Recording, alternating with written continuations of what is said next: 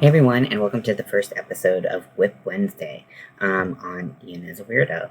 So, what we're going to do is I have a list on Excel that I am going to list out all of my works in progress, and then I am going to use a randomizer function in Excel to pick a random project. And that is the project that I'm going to work on and hopefully finish because I have too many WIPs and I just need to get rid of them.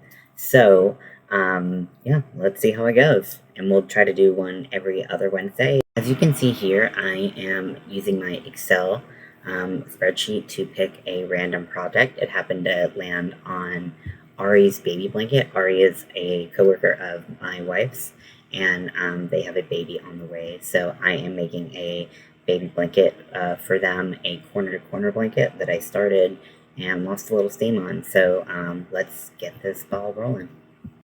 Hey everyone, and welcome back to another episode of WIP Wednesday. I know it's kind of in the middle of the video, but it's morning and I just finished a WIP, so I don't know how to introduce myself. Anyways, I just finished this baby blanket. I'm super happy with it. One thing I don't really know what happened is right here, but I'm just gonna pretend like that didn't happen. I don't know, maybe I had an extra square or something. But I'm really happy with it, how it turned out. It's just like a really fun and cool looking blanket. Really happy with the self-striping on the edges. I think I could do a whole blanket with just the self-striping yarn. If I'm being honest, I don't feel like it needs all of this, but it does add a certain level of I don't know, it's like I said earlier, it's kind of like psychedelic. I feel like it's really cool. And I never use pastel colors. So this is my WIP for my baby blanket, and get some measurements for you. So, because it's pretty much a square, I'm just going to measure one side.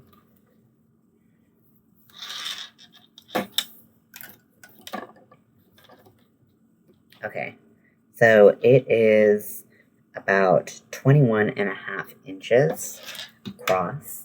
So I think that's a good size baby blanket. I don't know how big babies are, but yeah, so WIP done, and then let's figure out what our next WIP is.